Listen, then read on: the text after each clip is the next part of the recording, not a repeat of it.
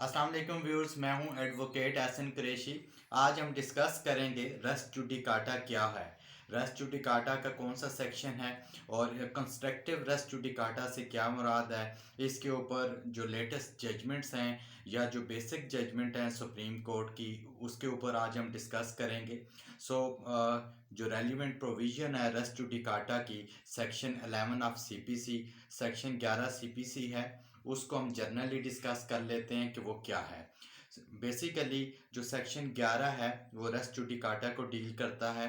Race judicata से मुराद ये है कि ये बेसिकली कोई भी केस जो एक दफ़ा डिसाइड हो जाए between the same parties, about the same cause of action और about the same subject matter. अगर एक दफ़ा कोई मैटर दो पार्टीज के दरमियान किसी प्रॉपर्टी से रिलेटेड हो या कोई भी मैटर हो, वो एक दफ़ा डिसाइड हो जाए तो उसको दोबारा रीओपन नहीं किया जा सकता। ये तो जर्नल एक इसका कॉन्सेप्ट है। जो रेस जुडिकाटा है ये बेसिकली बेस करता है जो लैटिन मैक्सिम है, जो कि नीमो डिबिट बिस विक्सारी एटम कोसा, जिसका मतलब ये होता है कि no one can be put to trouble for twice for the same cause. यानी कि सिंपल अल्फाज में ये कहा जा सकता है कि किसी एक ही मसले के लिए दो दफ़ा जो है किसी शख्स को ट्रबल में नहीं डाला जा सकता। यानी कि एक मैटर डिसाइड हो चुका है तो उसको बार बार उसी मैटर को रीओपन नहीं किया जा सकता। ना वो शख्स जब एक मैटर जो है डिसाइड हो जाए बिटवीन दी पार्टीज़ तो कोई भी पार्टी उसको दोबारा रीओपन नहीं कर सकती, और ना ही कोर्ट्स जो हैं उसको रीओपन कर सकती हैं। जब एक कोर्ट ने डिसाइड कर दिया तो दोबारा कोर्ट्स भी, यानी कि दोनों पर पाबंदी है, कोर्ट्स पर भी एज वेल एज जो पार्टीज़ हैं, जब उनके दरमियान मैटर सॉल्व हो गया, डिसाइड हो गया तो दोबारा उसको रीओपन नहीं किया जा सकता। अब इसके जो इंग्रेडिएंट्स हैं वो मद्देनज़र रखने चाहिए।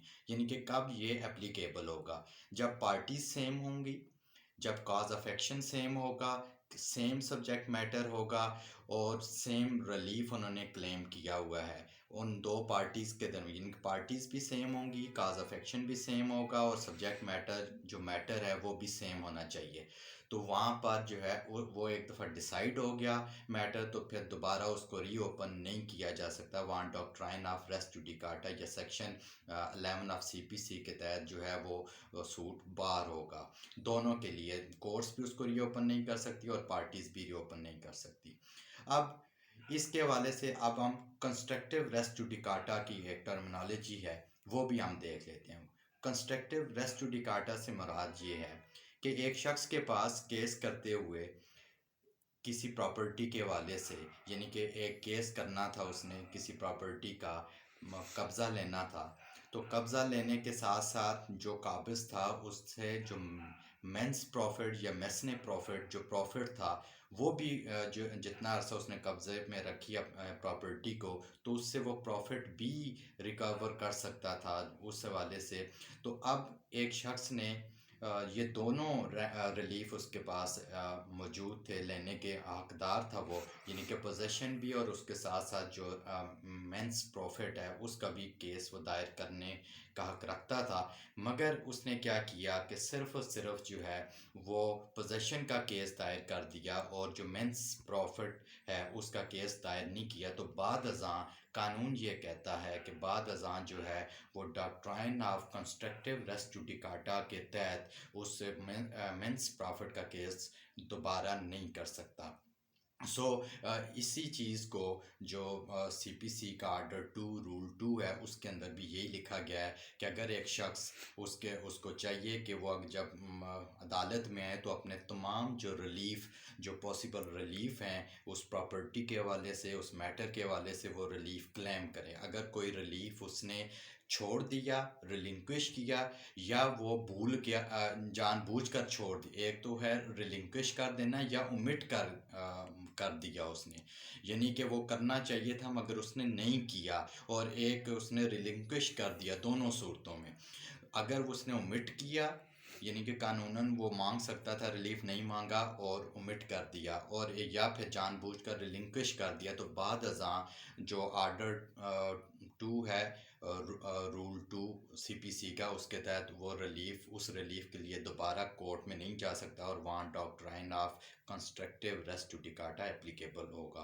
सो doctrine of constructive res judicata में भी हमें समझ आ गया कि जो रिलीफ आप एक सूट में मांग सकते थे, वो आपने अगर नहीं मांगा किसी वजह से, या उसको तर्क कर दिया या छोड़ दिया, तो बाद अज़ां उस रिलीफ की वो रिलीफ लेने के लिए उस ग्राउंड पर दोबारा अदालत में नहीं जा सकते आप। सो ये doctrine of constructive res judicata applicable होगा। अब कुछ हालात ऐसे हैं कि जहाँ पर जो है ये जो रेस जुडिकाटा एप्लीकेबल नहीं होता, वो हालात जैसे अगर एक दावा दायर किया और तकनीकी वजूहात पर वो दावा with permission to file fresh आपने वापस ले लिया, तो सेम काज ऑफ एक्शन पर आप जा सकते हैं, रेस जुडिकाटा एप्लीकेबल नहीं होगा। एक दावा आपका खारिज हो गया वांट ऑफ जो कोर्ट फीस है, तो वो भी आप दावा कोर्ट फीस की डेफिशिएंसी दूर करके दायर कर सकते हैं, वहाँ भी रेस जुडिकाटा एप्लीकेबल नहीं होगा। अगर पार्टीज़ डिफरेंट हैं, सब्जेक्ट मैटर डिफरेंट है और काज ऑफ एक्शन डिफरेंट है, तो फिर भी रेस जुडिकाटा एप्लीकेबल नहीं होगा।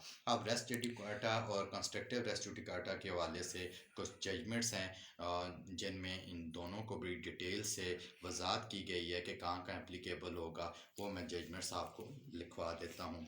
PLT 1977 supreme court 220, PLJ 1977 supreme court 392, और PLD 1973 Lahore 878, PLJ 2007 supreme court 650, 1997 SCMR page 1796। इसके अंदर इन दोनों को, जिनके रेस जुडिकाटा का जो डॉक्ट्राइन है और कंस्ट्रक्टिव रेस जुडिकाटा के डॉक्ट्राइन को एक्सप्लेन किया गया है।